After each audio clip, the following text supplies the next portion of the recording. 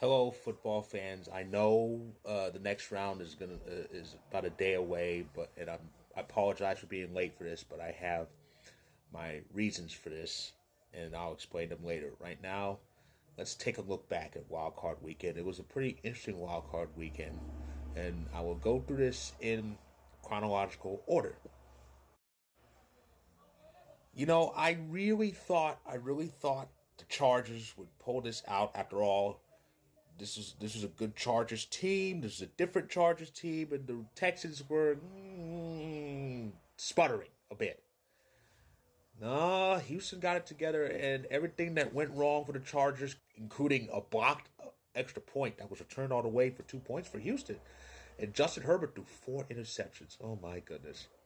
So it's back to the drawing board again for the Bolts, and Houston's moved on after kicking off Wild Card Weekend yet again.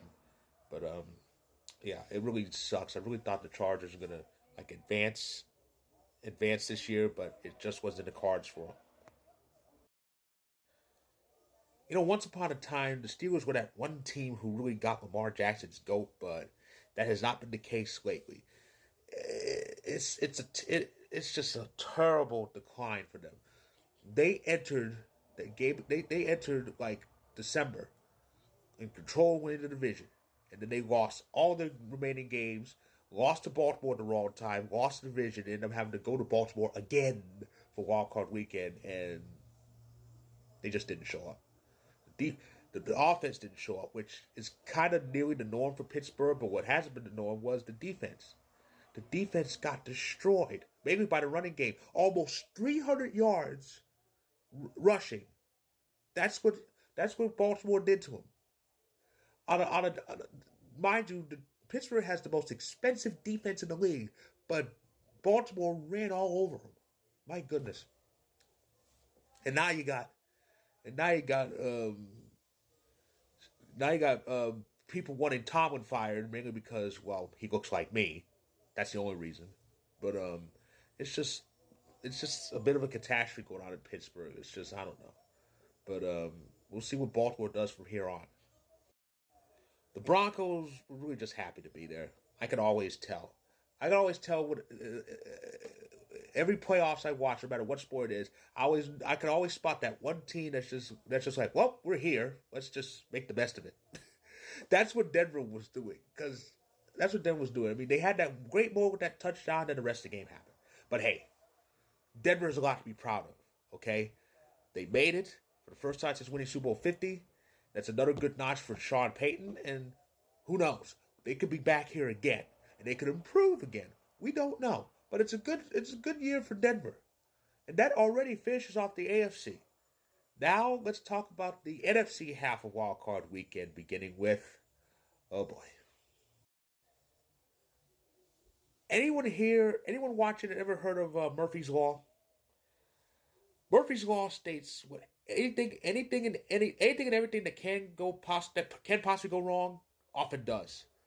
That was the case with the Packers. I mean, the offense was not clicking, Jordan Love was not clicking, and players were getting injured. We lost a whole bunch of receivers. Our entire receiving core was lost during that whole game. I haven't seen such a thing. Yet, despite this, it's fairly close. It was fairly close. So our season sadly came to an end, but I guess we could say we didn't go. We went down fighting in a way. The Eagles won, but to borrow Paul Creed's line in the opening of Rocky Two, the Eagle, and it's fitting because Philly. The Eagles won, but they didn't beat us. The Eagles, in all fairness, should have blown us out. This should have been like a 30-point, possibly 40-point game, yet they only won by 12. That's kind of concerning. That's kind of concerning. This team was, the Packers were dead during most of the game, and not much of the bones were picked. Just enough for them to win. But oh well. But even so, the sky's the limit still for the Packers, especially with Jordan Love. Very well. Playoffs in his first 2 years as a starter. Year three is going to be good. Just watch. Well, highlight that an actual nail biter on Wild Card Weekend in this economy. But yeah, the Commanders and the Buccaneers had a nice back and forth battle in Tampa on the Sunday night game, and it pretty much came down to the wire. Washington had the ball last. They managed to get into field goal range, and Zay Gonzalez won it. This is a big congratulations to the Commanders. They won a playoff game for the first time in 19 years, which was also against Tampa. Like I said, it's amazing what getting rid of a racist name and getting rid of a toxic owner will do for a team. The Commanders, they're in the Elite Eight, and it's a big boom. Win or lose, it's a success. They have to be very happy with this season. They have to be.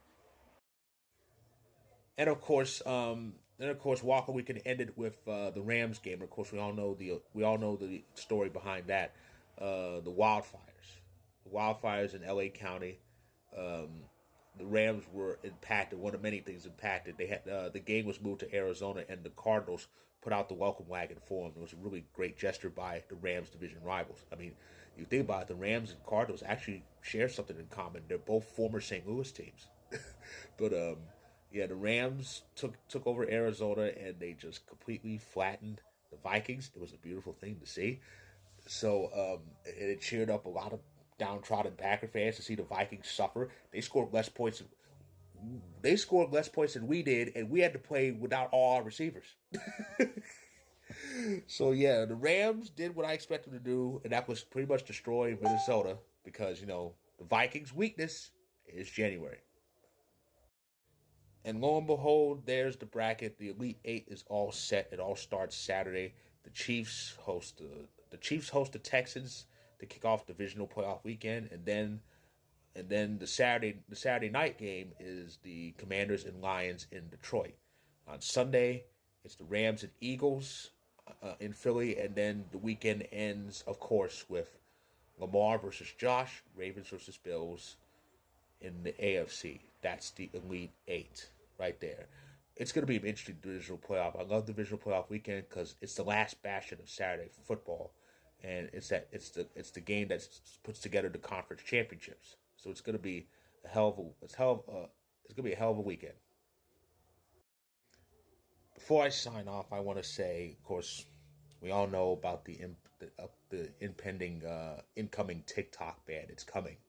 It's coming pretty soon, and I think January 19th is the day, and the ban may happen at midnight Eastern time, which would be 9 o'clock in the West Coast.